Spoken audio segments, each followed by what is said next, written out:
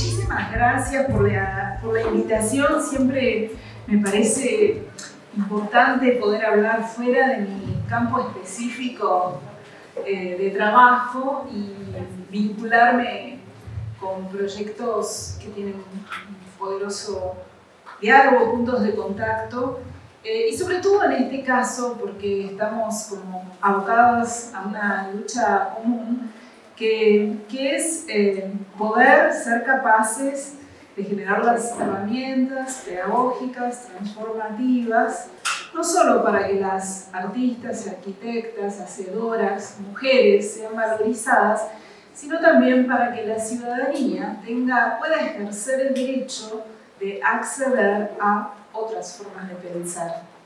Porque el canon es predominantemente, en el campo en el que yo me desempeño y entiendo que también el de ustedes, no solo patriarcal, sino también blanco y clasista. El feminismo como gran pedagogía ha proporcionado muchos instrumentos que salen del sujeto mujer, como sujeto denunciador privilegiado, y interaccionan con otros campos que involucran cuestiones de raza y de clase. Y doy un poco vuelta a la historia, ¿no? A decir que no solo me preocupan los derechos de las mujeres, sino los derechos de la ciudadanía, porque me parece que se pierde de vista ese aspecto, y es que tenemos derecho a conocer algo que el canon nos restringe. Nos restringe porque pone frente a nuestros ojos producciones ya canonizadas, y frente a las cuales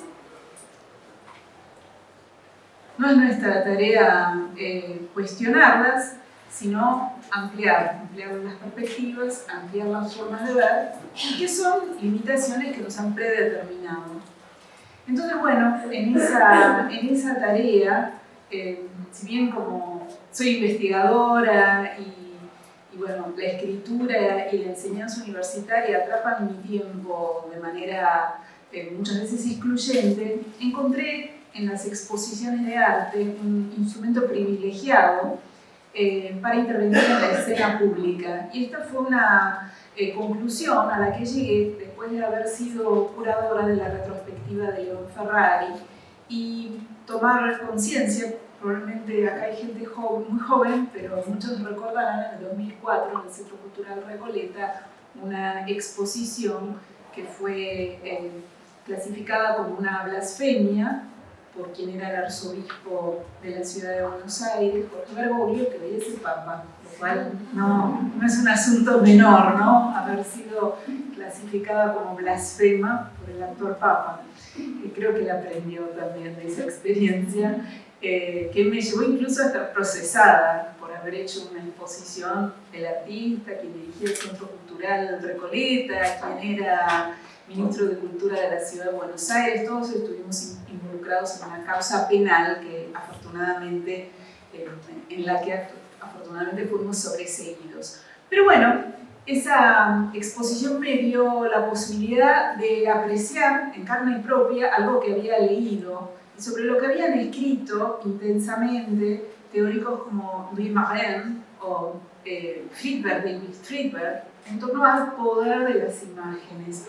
Un poder que tiene mucho de eucarístico, ¿no? Es decir, las imágenes se dotan de un poder que uno puede explicar desde una perspectiva científica a partir de los contextos, sobre todo cuando uno verifica que hay ciertas imágenes que en un contexto no producen nada y en otro contexto explotan, estallan. Pero bueno, también me permitió ver que algo sucedía con las imágenes que no sucedía definitivamente con los textos, ni con mis textos, en los cuales, moviéndome en un ámbito académico o pedagógico, mis textos tenían un área de influencia limitada, mientras que en el espacio de exhibición ese impacto se multiplicaba y alcanzaba escenas que yo nunca había podido imaginar, ¿no? Desde el periodismo, la televisión.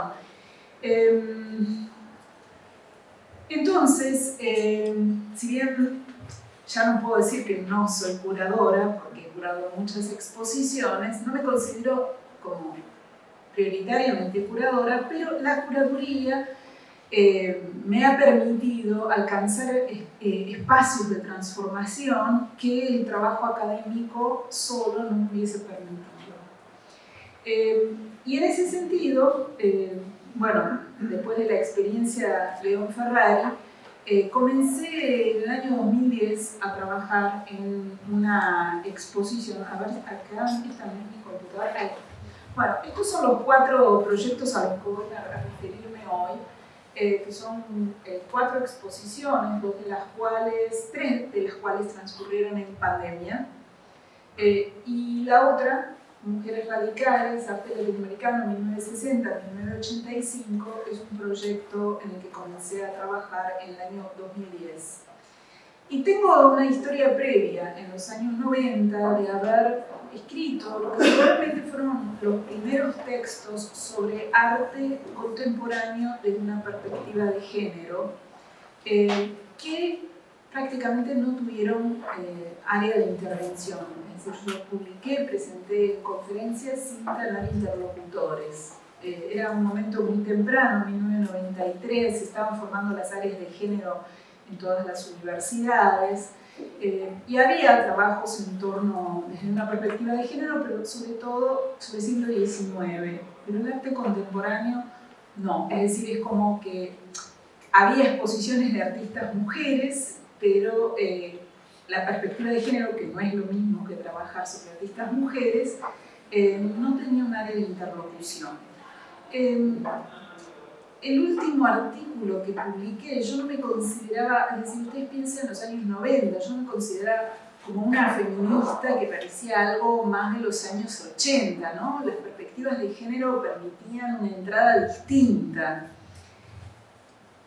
Desde esta perspectiva, el último trabajo que escribí fue en el año 2008, y a partir de ahí, en el año 2010, me contacta Cecilia Fajardo Gil, curadora en ese momento y jefe del MOLA, el Museo de Arte Latinoamericano, para hacer una exposición de artistas mujeres. Muy bien, sí, me parecía interesante. Lo que nunca imaginé es que se iba a despertar una objeción tan radical de parte de mis colegas de toda la vida, incluso feministas, diciéndome, bueno, esa perspectiva está pasada, eso es un discurso viejo. Mis colegas curadores, mujeres, varones, decían, bueno, pero eso ya no es así, ahora las mujeres han sido reconocidas. Bueno, fue tal el nivel de objeciones que realmente puso, yo sentía en riesgo el capital profesional de una carrera ya construida, ¿no? Como si de repente me hubiese vuelto loca, que bueno, sentí que estaba entrando nuevamente en una zona de turbulencias, como pasó con la exposición de Ferrari, ¿no? Que no iba a ser una exposición que transcurriese sin efecto. Claro que yo el efecto que anticipé es que iba a ser objetada por esencialista, por biologicista. Y ahí decidimos con mi colega que íbamos a persistir. Hubiésemos eliminado esta problemática si hubiésemos incorporado un artista varón. Ustedes piensan que 2010 no es lo mismo que 2022, ¿no? Pero decidimos que no, que íbamos a permanecer, que cuando una objeción es tan fuerte, en verdad, representa otras cosas, ¿no? Y que lo radical de la exposición iba a ser persistir en ese recorte, que además estaba justificado porque la exposición terminó siendo una exposición histórica, 1960-1985, una exposición que se centró en el concepto de cuerpo político entendido tanto como aquellos cuerpos que habían intervenido en el terreno de la política, como la redistribución de los sentidos que se expresaba a través del cuerpo. En ese sentido, bueno, abordamos las relaciones entre arte y violencia, pero también la profunda resemantización o giro iconográfico que se produce sobre temas que se habían abordado, o temas desde los cuales se había construido también desde el orden de lo simbólico el lugar de las mujeres en la sociedad, ¿no? Entonces, obras que abordaban la maternidad desde una perspectiva crítica y desconstructiva, obras que se involucraban con distintas disciplinas como la sociología, como el psicoanálisis, tanto freudiano como lacaniano, y obras que también, en una perspectiva interseccional, introducían problemas de raza. Entonces, hablando del poder de las imágenes y de cómo los contextos intervienen en la construcción de ese poder, lo que sucedió es que esta exposición, que se inauguró en el Museo Hammer de Los Ángeles, en el contexto de un proyecto financiado por la Fundación Getty, un proyecto que involucró más de 70 exposiciones que inauguraron en Los Ángeles y en la costa oeste, inaugura en 2017 cuando gana las elecciones Donald Trump. Y el discurso misógino instalado en Washington, que provocó la que fue la demostración civil más grande de la historia de los Estados Unidos y que fue dinamitada, digamos, por este discurso y protagonizada por las mujeres en la calle, cambió completamente el contexto de la exposición. Entonces, lo que yo anticipaba, o nosotras anticipábamos que iba a ser un rotundo fracaso y que vamos a estar en el ojo de la tormenta, ¿no?, del discurso teórico y curatorial sofisticado, cutting edge, se convirtió en una exposición justamente, por ser una exposición de artistas mujeres, en una exposición que se entendió como un giro de vanguardia, ¿no?, realmente una exposición transformadora. Voy a compartir con ustedes fotos para que, bueno, como Facultad de Arquitectura seguramente van a valorar lo que fue la extraordinaria dispositivos de montaje en los que trabajamos con un diseñador arquitecto. Fue una exposición que hizo visible la obra de 117 artistas, que itineró, cruzó del oeste al este, que es un hecho fundamental para una exposición de arte que llegue a la costa este. Se puso en el Brooklyn Museum y luego en la Pinacoteca de Sao Paulo. Y en la Pinacoteca de Sao Paulo, cuando la exposición estaba terminando, sale electo Bolsonaro y nuevamente misógina de Bolsonaro convirtió a la exposición en un lugar de identificación afectivo, emocional, y provocó ese efecto masivo, ¿no? Y la exposición funcionó como un lugar de encuentro. Entonces, bueno, uno no va a decir ni gracias Bergoglio, ni gracias Trump, ni menos gracias Bolsonaro, pero estos contextos permiten mensurar nuevamente el poder de las imágenes, ¿no? Que es un tema que me fascina, ¿no? Como una imagen bidimensional puede producir reacciones apasionadas, violentas, destructivas o religiosas también, ¿no? Pensamos este catálogo como un instrumento pedagógico. Fue muy importante el hecho de concebir un catálogo que no era como la exposición. Mientras la exposición tenía temas, ¿no?, el autorretrato, la relación entre paisaje y cuerpo, mapear el cuerpo, la performance del cuerpo, resistencia y miedo, el poder de las palabras, feminismos, lugares sociales y lo erótico. Y es importante acá que fue trabajado minuciosamente la diferenciación conceptual, no por ser artista mujer, una artista es feminista. Uno puede tener la perspectiva del presente y analizar una obra desde una perspectiva feminista, pero no por el hecho de ser mujer, estos artistas eran feministas. Entonces también fue un trabajo de reconceptualización que buscó introducir un rigor, ¿no?, al análisis. Y al mismo tiempo una historicidad. El catálogo fue concebido con capítulos por país, donde se dividieron investigaciones con mucho trabajo de archivo, pensando que la exposición no era más que la punta de un iceberg, porque muchos fueron los recortes que tuvimos que hacer, pero que era la punta de un iceberg y que también el catálogo iba a abrir un campo de investigación y que por eso el trabajo de archivo, visibilizaban las notas, eran así como un ejercicio de estallido, ¿no?, de información que hipotéticamente sería continuado por otras investigaciones, lo que en parte sucedió.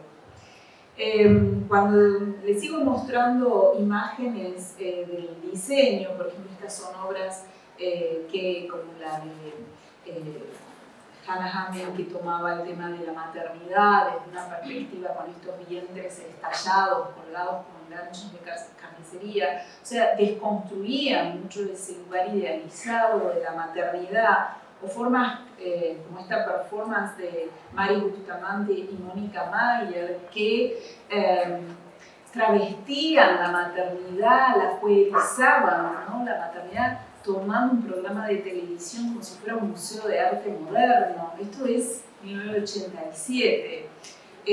O sea, que la exposición, aunque era de mujeres, introducía una perspectiva queer, ¿no?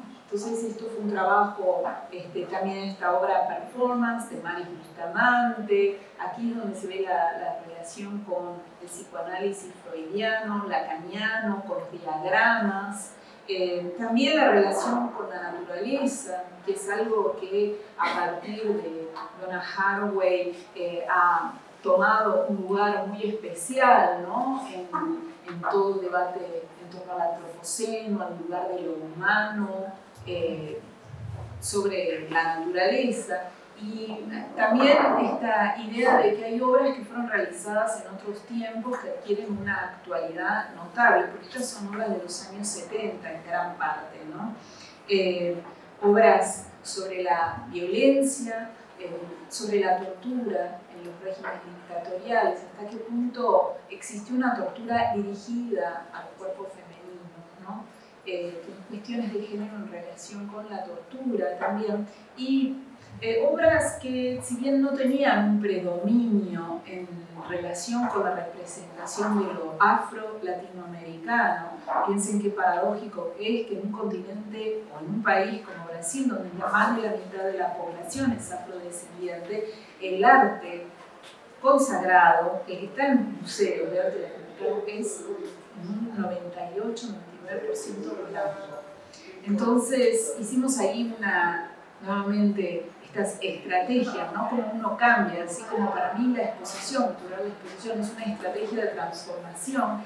La artista de la performance, que viene de la música, Victoria Santa Cruz, esto está filmado en los años 70 y es una performance que dura 4 minutos, donde al ritmo del cajón y de la percusión, ella dice que entendió que era distinta y que era negra a los 4 años, que ya no sabía que era negra y que cuando tomó conciencia trató de aclarar su piel y de estirar su cabello hasta que un día dijo no, y que sí soy negra.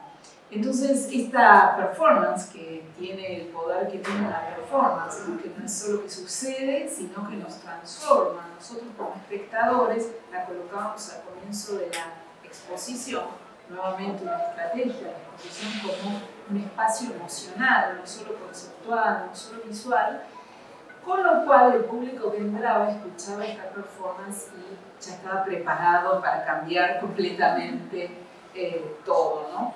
Otra problemática que introducíamos en esta exposición, que hoy en día está como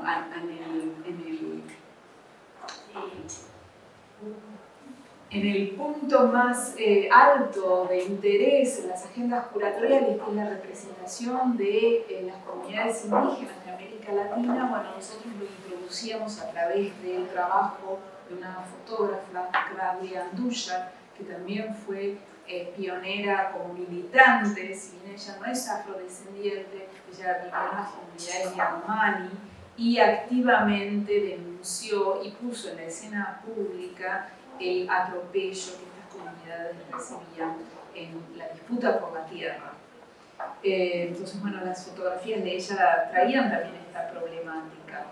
Bueno, les muestro algunas visiones simplemente por la fascinación que me produce todavía ver ese diseño que es muy difícil de lograr porque, bueno, no hay instituciones que tengan los recursos que tiene esta institución para financiar un trabajo de diseño y de relación entre diseño y tecnología como la que se logró en esta exposición, ¿no?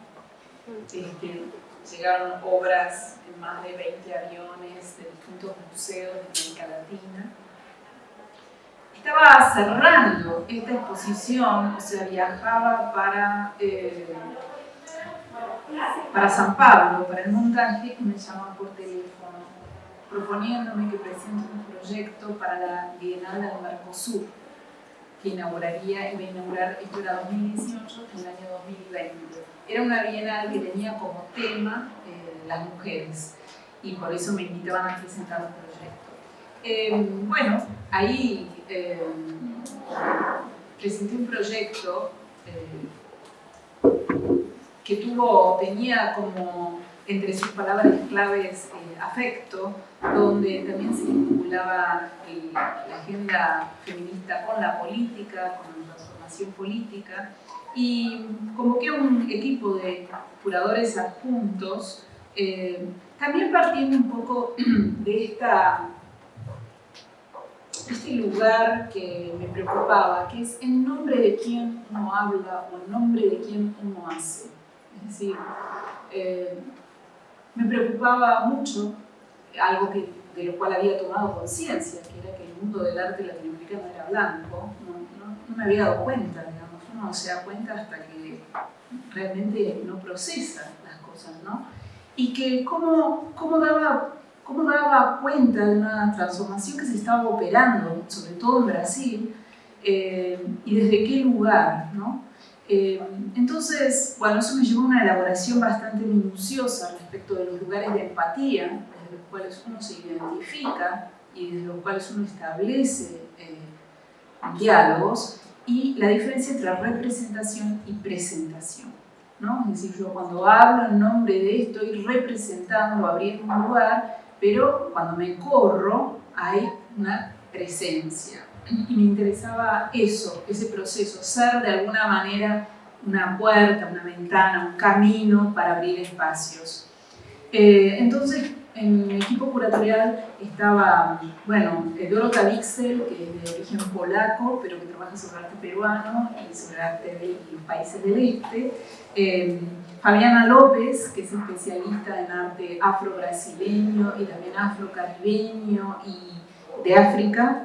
Y luego de Porto Alegre, Igor Simoes, que estaba, es decir, ahí yo no lo conocía, nadie me lo había referenciado, pero estaba enseñando en Porto Alegre un curso que se llamaba Voces Negras en la Caja Blanca. Y que, bueno, fue súper importante para enraizar la Bienal, ¿no? Bueno, así estábamos. Yo había dado una conferencia en febrero en Finlandia, y en París nos reíamos con un amigo porque los franceses, por el virus que había estallado en China, no iban a comprar al barrio chino. Decíamos, qué absurdo, ¿no? Y cuando vuelvo a Buenos Aires, rápidamente la pandemia estaba en Buenos Aires, ¿no? Y nada, no voy a relatar lo que ustedes vivieron. La cuestión es que esa bienal que empezaba un mes después me llevó a tomar una cantidad de decisiones y sobre todo a pensar qué era el arte en pandemia y cómo hacer una bienal en pandemia. En esta exposición la problemática de la raza estaba muy presente. Toda la selección que hicimos junto con Fabiana cruzaba los Estados Unidos, es decir, básicamente muchas obras se concentraron en una poética del cabello, ¿no? Ese cabello que podía ser como un tornado en la obra de Lorraine O'Grady de Estados Unidos, o una obra como la de Priscilla Resende, donde ella se refiere a la manera en la que en el Brasil se habla del cabello de la mujer negra, que se le llama despectivamente bombril, que es una marca de virulana. Entonces ella literaliza esa comparación despectiva y en su performance convierte su cabello en una esponja con el cual lava en la plaza pública los platos, ¿no? O también en la obra de Elo Samboy, donde mientras su madre trenza su cabello, le va contando historias y pone en escena la relevancia de la historia oral, del relato, de la narración de familia. Bueno, no puedo entrar aquí en una historia de la esclavitud en Brasil y en el legado de la esclavitud en Brasil, un país que se autorrepresenta desde el cliché de que el racismo existe en Estados Unidos pero no en Brasil, que hay un diálogo interracial en Brasil natural, algo que no es así. Y el hecho de que también a la población afrodescendiente se le dice que los archivos de la esclavitud se quemaron, que realmente se quemaron. Entonces, como un artista, muchos artistas hoy están construyendo estas genealogías y estas tradiciones, no solo a través de la recuperación de la historia familiar, sino también indagando en los archivos de las iglesias que no se quemaron y en los cuales hay muchísima información. Entonces, mientras su madre le trenza el pelo, ella le cuenta historias, ¿no? Entonces, esa recuperación de la historia oral, o la obra de Rosana Paulino, donde también ella se centra en esta construcción entre identidades y cabello, en la historia de la esclavitud captada a través de los archivos del siglo XIX, de catalogación de los cuerpos, trabaja sobre esta idea de suturas, de identidades quebradas, reconstruidas. También estaba presente la presencia indígena, que también es un problema difícil de construir desde una perspectiva ética, porque hay artistas que se identifican con pasados indígenas o presentes indígenas, pero que no hablan tampoco en primera persona. Y esto es un proceso muy reciente, ¿no? Hasta qué punto las comunidades indígenas están participando en el mundo del arte como artistas y no como objetos etnográficos o como sujetos etnográficos, los objetos, sus realizaciones y ellos, ¿no? Este ha sido un camino difícil.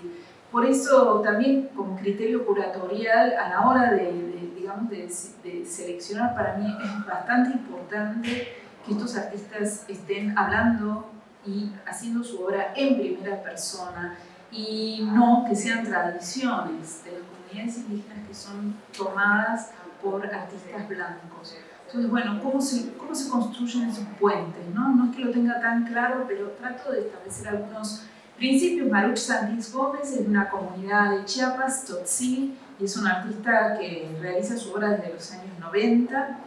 Y Sebastián Calfuqueo es chileno, de origen mapuche, y bueno, tiene todo un trabajo sobre construcción de la migración desde los territorios mapuche a Santiago de Chile.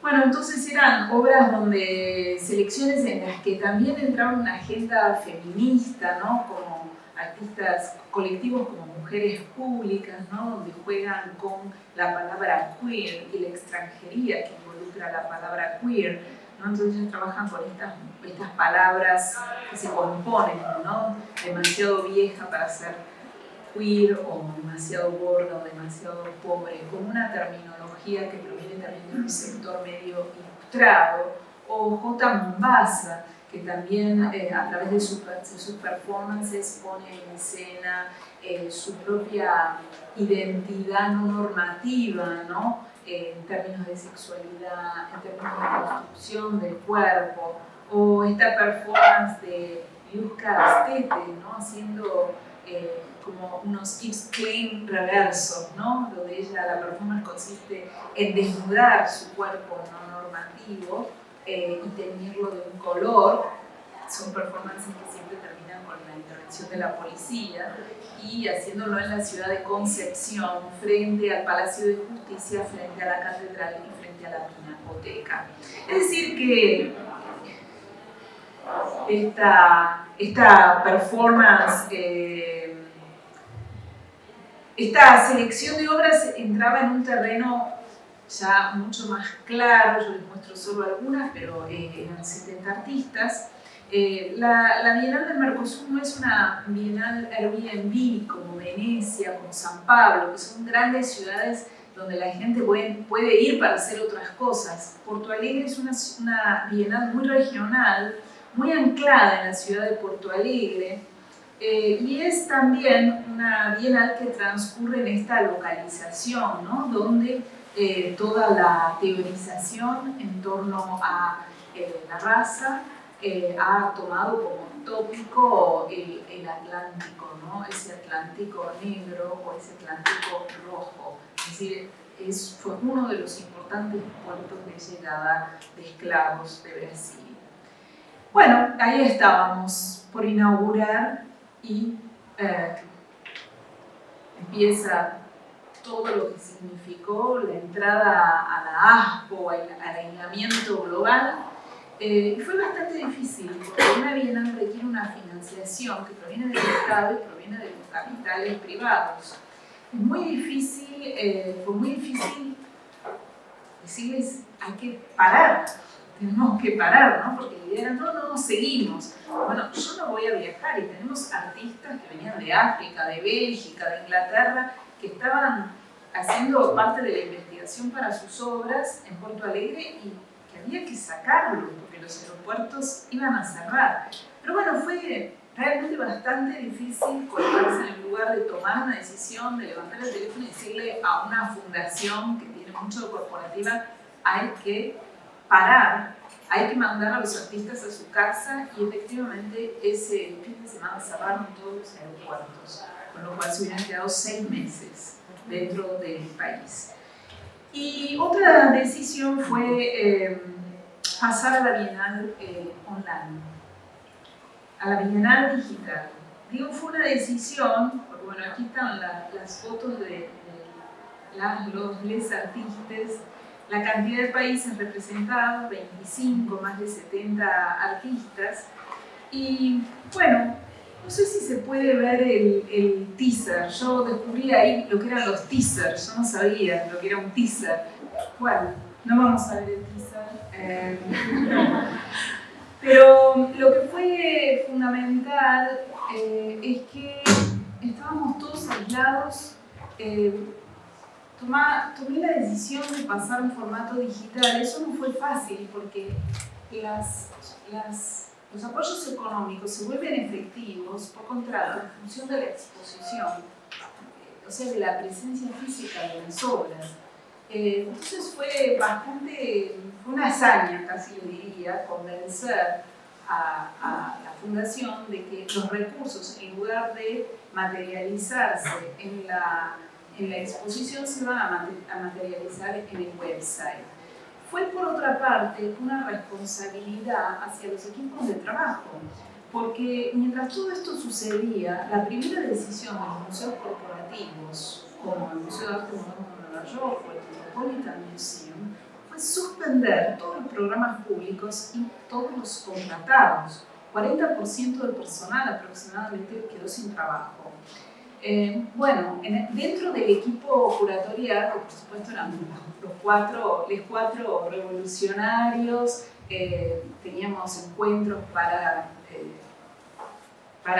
convencernos de algo en lo que teníamos razón, y era que el planeta extenuado, los virus y demás, no eran más que consecuencias de la exacerbación del capitalismo internacional, del extractivismo, algo que si en pandemia pensamos que la humanidad tenía una oportunidad, lamento encontrarnos en el escepticismo del presente, donde bueno, muchas cosas podrán transformarse, pero las guerras y lo que estamos viviendo en términos políticos a nivel global desanima toda esperanza. Pero bueno, nosotros dentro del equipo curatorial tuvimos bastante conflicto porque estaba la posición más radical, hay que parar y no hacer más nada. Y yo por mi parte sentía la responsabilidad de que si yo paraba, que era algo que podía hacer perfectamente, bueno, un equipo de 30 personas se quedaba sin trabajo. Entonces ahí también, ¿qué era curar? Curar es cuidar la comunidad. Entonces, bueno, en lo que podía parecer una política casi de derecha, seguir con la Bienal, para mí había una política de resistencia en ese sentido, ¿no? Y de cuidado. Puedo hoy decir que los 70 artistas, aun cuando no presentaron la obra, pero que estuvieron en la Bienal Digital, cobraron el fee. Y el equipo de trabajo no solo se ocupó, sino que incluyó nuevos participantes. En ese panorama, yo no había estado en contacto con todos los artistas porque había otros curadores. Y ante la dificultad dentro del equipo curatorial de llegar a un acuerdo, y bueno, yo soy la curadora en jefe, voy a escribir una carta a todos los artistas y mandé esa carta diciendo, bueno, que quería saber cómo estaban. Esto fue 10 días después de que todo el nuevo escenario se desató. Quería saber cómo estaban. Las respuestas fueron tan emotivas y tan como dando cuenta de una necesidad de comunicarse, ¿no? Entonces propusimos, esto fue asistente de ideas, mi querida amiga, compañera, Gabriela Golder, donde me dijo, bueno, le digo, ¿cómo hago para hacer un instructivo, para hacer un video con el celular? Y ella, bueno, me dio como las pautas. Entonces les propusimos eso, grabarse a sí mismos con el celular, ese era el teaser que les quería mostrar, pero que está en el sitio de la Bienal, que todavía es accesible online con todos los videos, donde básicamente muchos de los artistas participantes contaban dónde estaban, cómo estaban y cuál era la obra que iban a presentar en la Bienal. Y creo que esa fue una de las estrategias más innovadoras, cuando todavía no había aparecido los Zooms, cuando todavía nosotros empezamos a alargar por Facebook estos testimonios o depoimentos. Y también la otra decisión fue hacer todas las publicaciones online, desde el jornal hasta un seminario internacional con la participación de 50 ponencias de investigadores internacionales y el catálogo de la Bienal, que están completos, accesibles online. Así como los planos de la arquitecta, porque ustedes piensan que esto estaba todo diseñado, listo para ser montado en 15 días, entonces los planos que permiten reconstruir dónde estaban las obras, ¿no? La Bienal tenía un número femenino, visualidades, acciones y efectos. Nosotros usamos, fue muy debatido el tema de cómo era la participación, ¿no? Es decir, no trabajar con porcentajes. La prensa enseguida te preguntaba cuántos hombres, cuántas mujeres, cuántas indígenas, cuántos negros, ¿viste? Enseguida nosotros decidimos seguir conceptos de Denise Ferreira da Silva, que habla de la participación en la sociedad desde el concepto de diferencia, entendida como multiplicidad y no como separación. Por eso resistíamos también la foto, que finalmente pusimos las fotos de los artistas, porque al no existir la posibilidad del encuentro, la pusimos, ¿no? Y esta Bienal se pensó como un salto respecto de las lógicas binarias exclusivas de género, clase y raza, como participación desde el concepto de diferencia y también como en ese contexto con Bolsonaro en el poder, como un área de formación de un contrato sensible, un espacio de intercambio de visualidades, acciones y efectos que permiten constatar la riqueza de la vida democrática sin evitar su complejidad. Esa era nuestra agenda política central. En el contexto de la pandemia se direccionó hacia la palabra afectos, que tomó la centralidad, ¿no? Bueno, el programa tuvo un proyecto educativo que con las aulas en Zoom alcanzó 1.600 docentes del área de Río Grande do Sul, donde se elaboraron en forma conjunta las actividades educativas para ser usadas en las aulas virtuales, ¿no? Entonces, con preguntas que apuntaban a lo más básico, ¿no? ¿Cuántas mujeres artistas usted conoce? Preguntas orientadas hacia el esencialismo o el concepto de tramas, de tejidos, de fisuras. Es decir, eran 12 propuestas que se trabajaron, que hicieron de esta bienal una bienal realmente experimental en términos de pedagogías online, ¿no? Bueno, mi conclusión en ese momento era curar una bienal en pandemia, cuando el espectáculo global del arte, que son las bienales, ¿no? Con las aperturas, la masividad, deviene en el cuidado de las personas y en este caso el cuidado del programa. Cuidar fue como una palabra central. ¿Cuáles son las responsabilidades de un curador, en mi caso, que estaba a cargo de toda esa estructura? Cuidar el trabajo en equipo, cuidar las obras de los artistas y sus honorarios, cuidar el proceso de migración del espacio físico a las pantallas y cuidar la existencia del programa educacional. ¿Qué perdimos? ¿Qué ganamos? Si queremos regresar al estado del mundo que dejamos en marzo de 2020, hoy diría que sí. En ese momento decía que no. Hoy creo que si volviéramos a un mundo que no estaba en guerra, o en la guerra en la que hoy estamos, ni en el auge de los discursos que hoy están tomando protagonismo, pienso que ese sería un retorno positivo.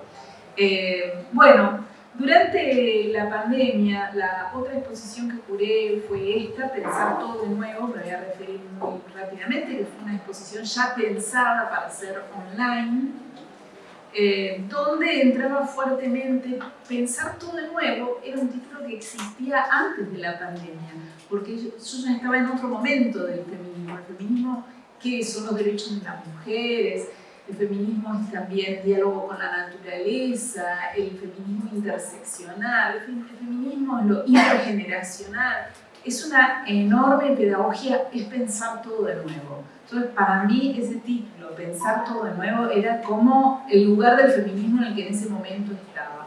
Donde, bueno, entraron obras que tienen que ver con la devastación de la naturaleza, con lo afro-caribeño, con lo afro-brasileño.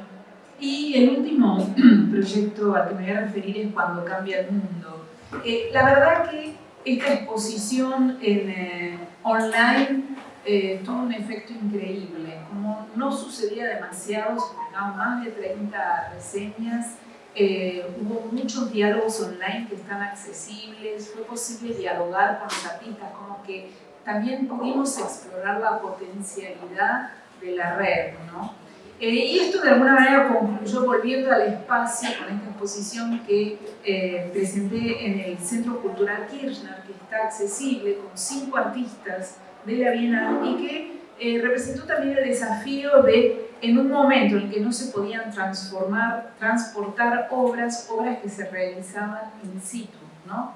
Obras en video, fotografías que se imprimieron y enormes instalaciones con la obra de Sebastián Carfuqueo, Esther Ferrer, que también estaba en la Bienal, que es una artista histórica del feminismo desde los años 70, de origen vasco, ella vive en París, que resemantizó una obra que había hecho en el año 2016 sobre los femicidios en España. Y cada silla representaba un cuerpo ausente, víctima de femicidio. La exposición inauguró en marzo de 2021. En ese momento había más de 40 femicidios. Cuando la exposición cerró en octubre eran cerca de 230. El año 2021 terminó con una cifra de casi 270. Bueno, estoy pasando rápido para llegar a esto. Además del activismo curatorial, es decir, de descubrir que con las exposiciones podía provocar debates, intervenir en la realidad, en un escenario que cambiaba. Otras fueron las herramientas que que fue el activismo y la militancia con un grupo de compañeras de la agrupación Nosotras Proponemos, con las cuales estamos trabajando desde noviembre de 2017 y que es la experiencia más increíble que me ha sucedido. Un grupo de artistas predominantemente que no piensan de la misma manera, pero con los que hemos aprendido a trabajar, a superar los problemas que surgen del trabajo colectivo y a ser activas participantes con campañas visuales, de diseños de afiches, de banderas, de participación en la escena pública en todo el proceso de legalización del derecho a decidir sobre el propio cuerpo. Y también un activismo que fue cruzando mi campo de investigación con el intercambio con las artistas, que fueron estas gráficas. Cuando curando Radical Women me decía, no, eso es un problema del pasado, esto ya pasó. Y bueno, capaz que estoy equivocada, y que es cierto que es un problema del pasado. Entonces empezamos a trabajar con estadísticas de exposiciones entre el año 2000 y 2010 de arte latinoamericano, cuando se supone que ya las mujeres estaban recontra reconocidas. Estos fueron los datos, estas fueron las cifras. A partir de ahí vi que era importante trabajar con estadísticas porque cuando te dicen, bueno, ¿qué me decían? Sí, es cierto que son menos, pero son más importantes. ¿Cómo medís la importancia? Porque en el mercado de arte los precios son mejores que las artistas mujeres. O sea, y yo no les puedo explicar cuando publicamos gráficas en Facebook, los ataques, las objeciones.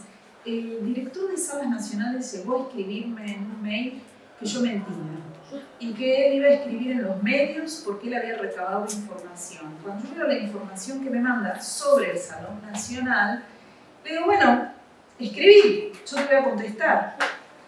¿Por qué? Porque nosotros, en la investigación que realizamos con Belén Colucho, que en ese momento era estudiante, ahora es graduada, curadora, hicimos un análisis del Salón Nacional desde el año 1911, cuando fue fundado, hasta 2015-2016. Tomando la pintura, en 2015 el Gran Premio de Honor lo habían ganado 4 mujeres y 91 varones.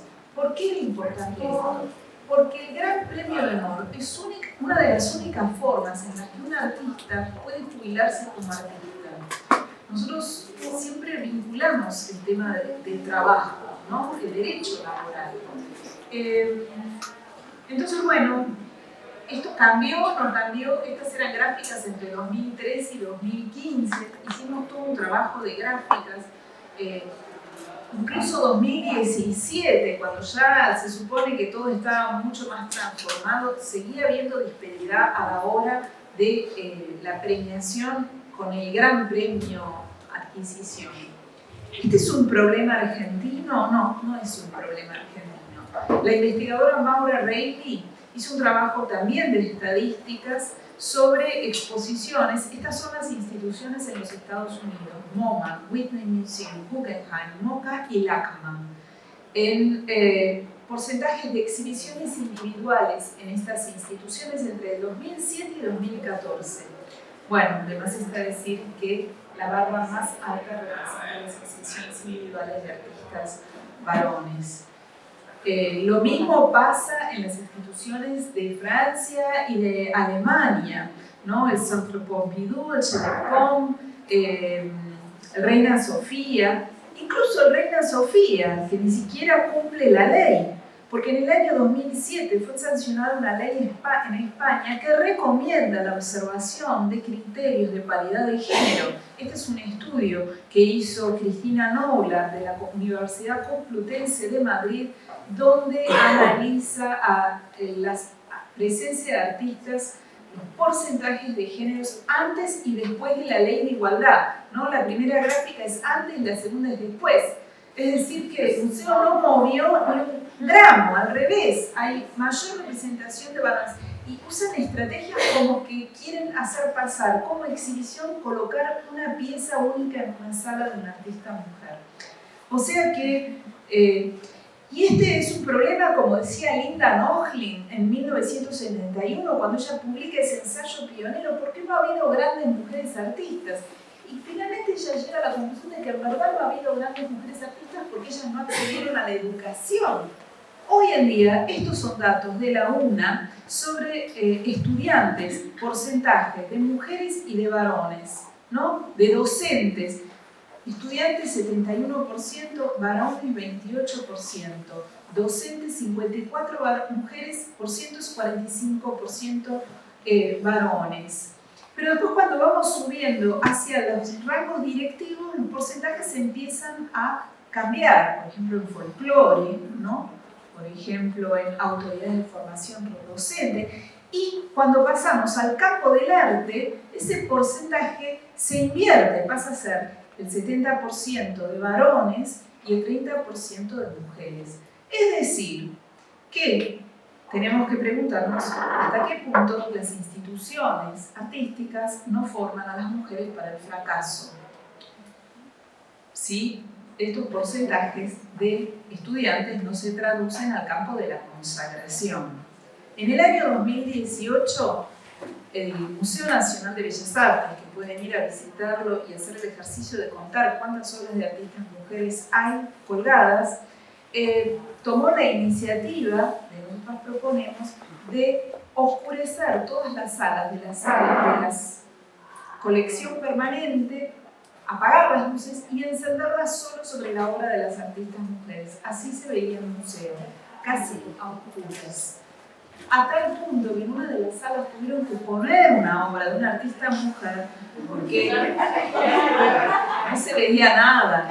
Hay que reconocer que el museo fue muy, digamos, corajudo en poner su patrimonio en riesgo todos los días durante media hora donde se llevaba adelante esta performance. Sin embargo, no como para cambiar el montaje de la colección permanente, que sigue igual. Sigue igual. O sea, lo que cambia, lo que no cambia. Bueno, esta es una historia optimista. En el año 2018, desde nosotros buscamos una interlocución directa con el Ministerio de Cultura, todavía era ministerio, creo, y dijimos que esto era un escándalo. Y nos dijeron, pásennos el artículo, ¿cómo quieren que esté? Y ese fue el artículo. En el Salón Nacional de Artes Visuales se respetará la participación igualitaria en cuanto a género, tanto en la elección de los jurados y la selección y la premiación de las obras, como en la nominación y otorgamiento de los premios nacionales a la trayectoria artística. Y fue un artículo en un reglamento, lo que forzó a hacer el ejercicio de mirar más. Cuando en el Congreso de la Nación se presentó un proyecto de ley de un observatorio de la cultura, Claudia Piñeiro, que era éramos 5 o 6 personas representantes de distintas áreas en las que hablábamos de la desigualdad, Claudia dijo que bueno, que ella no defendía el cupo. Yo dije sí, yo sí defiendo el cupo. ¿Por qué? No es un objetivo el cupo, es una simple estrategia. Precisamos instrumentos que nos propongan el ejercicio de ver lo que no vemos, no solo por las justicias y esas mujeres, artistas o hacedoras en cualquier campo de la cultura, sino también como ciudadanía. Tenemos derecho a conocer más y no a conocer siempre los 5 mismos nombres. En el año 2020-2021 el reglamento cambió y dice que se va a respetar la participación igualitaria en cuanto a género, un mínimo de 30 personas que no residan en la capital, tanto en la elección de los integrantes del jurado, como en la selección y premiación de obras, como en la nominación y otorgamiento de los premios, ¿no? Se introdujo un debate muy fuerte porque los participantes tenían derecho a no identificarse a través de la clasificación administrativa en varones y mujeres. Y esto es algo en lo que la Argentina está ubicada en un lugar muy excepcional, ¿no? Es decir, la ley de identidades y el hecho de que hoy en día prácticamente en ninguna instancia estemos obligados a elegir entre mujer-varón, sino que podemos tildar otro, es algo que no tiene equivalentes internacionales como es el caso argentino. Y que en el campo del arte, la paridad, así como todo lo que se ha trabajado en torno al reconocimiento del trabajo de los artistas como trabajadores, un medio que se basa en el trabajo gratuito de los artistas, de las artistas y de los artistas, hoy en día hay tarifarios y las instituciones, aunque no estén obligadas, están reguladas por estas transformaciones en la cultura. Cuando asume la presidencia, Alberto Fernández sale una sola nota sobre esto, donde decoran olivos. Todos los artistas eran varones. Yo digo, ¿cómo tenemos un presidente de corbata verde y todos los artistas que ponen en la presidencia de Olivos son varones? Me pongo a investigar, me dicen, es porque es la colección de Cancillería. Busco la colección de Cancillería. Bueno, eran 70 y pico de obras, había 12 de artistas mujeres. No, están prestadas, no están. Y bueno, ¿y qué van a hacer? Hagan algo. Entonces, y eso fue una propuesta también desde NP, crear un premio para adquirir obras de artistas mujeres o identidades no normativas, y se crea el premio 8M, mediante el cual se hicieron 2 ediciones, entraron 32 obras al patrimonio público. O sea, y aquí creo que esta es una de las últimas imágenes, ¿no? Estos son los premios recientemente, los últimos otorgados en el Salón Nacional. Ahí marqué en amarillo las artistas mujeres, en verde los artistas varones y en turquesa artistas con identidades no normativas. Entonces, bueno, vemos que esto es un cambio efectivo, ¿no? La paridad se ha introducido y ya hace 4 salones, y también en los ganadores del Premio Nacional a la Trayectoria, donde, bueno, se establece el 50 y 50. Esta fue la última edición. Aunque no existe una ley de paridad de representación en el arte argentino, no hay una legislación, son pocas las instituciones que hoy no están observándola. El activismo ha producido un efecto dominó, introduciendo normas no enunciadas de paridad. Es, en un sentido, uno de los pocos países que ha internalizado la representación igualitaria en el arte. Hay mucho para hacer, no crean que mi optimismo es, pero también hay que ver lo logrado, y sobre todo en un campo en el cual estamos dialogando y compartiendo estrategias. Creo que hemos transformado muchas cosas. Esto ha sido posible porque se ha hecho visible hasta qué punto las artistas mujeres y de identidades no normativas eran invisibles. Aunque la reacción patriarcal existe, yo creo que el progresismo que predomina en el mundo del arte en la Argentina ha permitido introducir un concepto de igualdad en términos de representación de género. Cuando digo progresismo, digo quienes comparten estas visiones de que el arte transforma y que es una herramienta de modificación, ¿no? Estas estrategias, son todas estrategias, han permitido esta transformación y pueden ser áreas de observación para otras áreas, para otros campos de la cultura. Bueno, este es mi caudal de experiencias que quería hoy compartir con ustedes. Muchísimas gracias.